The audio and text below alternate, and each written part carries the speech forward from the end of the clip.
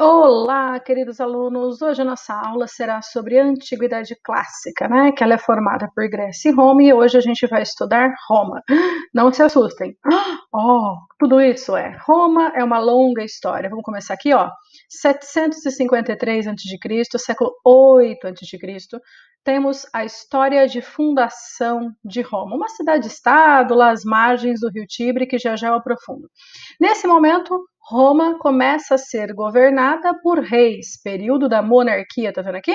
Que vai se encerrar no século 6 a.C., em 509 a.C., mataram, né, o Tarquínio o Soberbo, que foi o último rei de Roma. A partir daqui nasce o período republicano, né?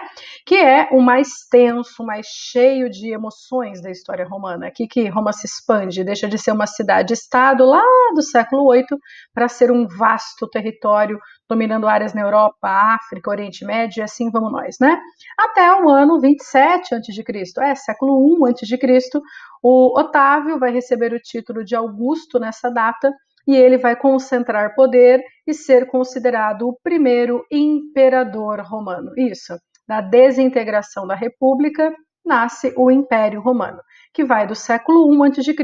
até 476 d.C. Isso mesmo, século 5 d.C., cai o Império Romano do Ocidente. É isso que a gente vai estudar hoje, começando daqui, da monarquia e dessa história de fundação de Roma, né? Então, Roma surgiu em 753 a.C., fundada por um conjunto de latinos, isso mesmo, latinos. Eles estavam fugindo, né, do norte da Península Itálica, encontraram o rio Tibre, fundaram a cidade de Roma. A partir daí, o que a gente tem? Uma cidade hidráulica, uma cidade-estado, surgindo às margens do rio Tibre. Portanto, economia baseada na agricultura, né?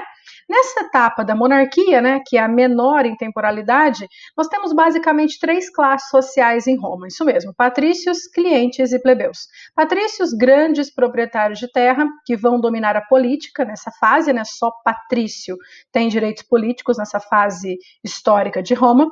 Clientes são agregados, né? São dependentes dos patrícios, e por fim os plebeus, trabalhadores assalariados. Isso mesmo, eles recebiam na origem, né, do seu termo uma porção de sal. Mas os plebeus são a base da mão de obra na fase da monarquia. Ô Bel, cadê escravo? Tem, mas não é grupo principal. E para não confundir, eu não coloquei. Mas tem escravo na fase da monarquia? Tem, mas são poucos, né? Frutos de conflitos, algumas dívidas e assim por diante. Política. Nesta época, a gente está numa monarquia, mono, um rei, né? Nós temos reis que durante essa fase política foram sendo, né, no seu total, 6 reis que governaram Roma. E aí também já temos, desde essa fase política monárquica, um senado formado pelos patrícios, mas os senadores não eram ouvidos pelo rei. E aí que vem essa história aqui, ó. É o período menos significativo de Roma. Nele, apenas o rei tinha poder político. Ué, você falou que tem Senado? É, mesmo havendo o Senado. Por isso, os senadores decidiram dar um golpe e assassinar o último rei de Roma no ano de 509 a.C. Tarquínio o Soberbo, que não ouviu o Senado, morreu, e aí a gente encerra a fase da monarquia romana. Tá muito, muito, muito, muito, muito político tudo isso, né? Vamos falar de lenda?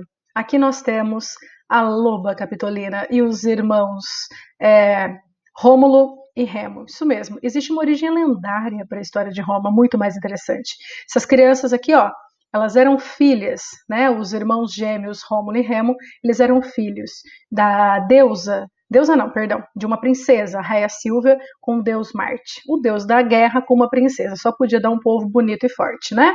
Essa história, ela era contada, né, para os romanos se sentirem fortes, isso mesmo. A Raia Silvia teve esses irmãos, eles foram perseguidos pelo rei da cidade dela, ela colocou eles num cestinho que às margens do rio Tibre foram resgatados por essa loba. A loba alimentou os bebês, que cresceram fortes, desbravadores, lutadores de Roma.